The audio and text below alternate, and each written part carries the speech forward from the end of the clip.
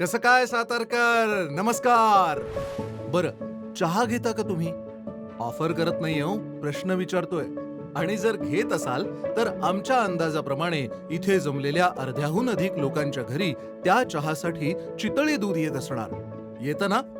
अगदी दूध नसलं तरी चितळेंचं दही, श्रीखंड, बाकरवडी यापैकी एका तरी पदार्थाने तुमच्या घराचा उंबरा ओलांडलेला असणारच. कारण चितळे हे नाव सातारच्याच काय, महाराष्ट्राच्या दैनंदिन जीवनाचा अविभाज्य भाग होऊन गेलंय. 1939 साली साताऱ्यातले भास्कर गणेश चितळे एक लहानशी दूध डेअरी सुरू करतात.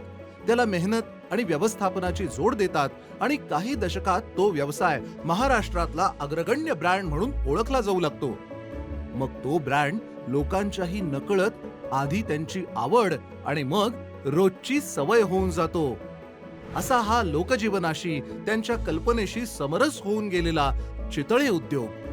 या उद्योगाच्या प्रगतीची आणि नवनिर्मितीची कहाणी मोठी अफलातून आहे बरं का.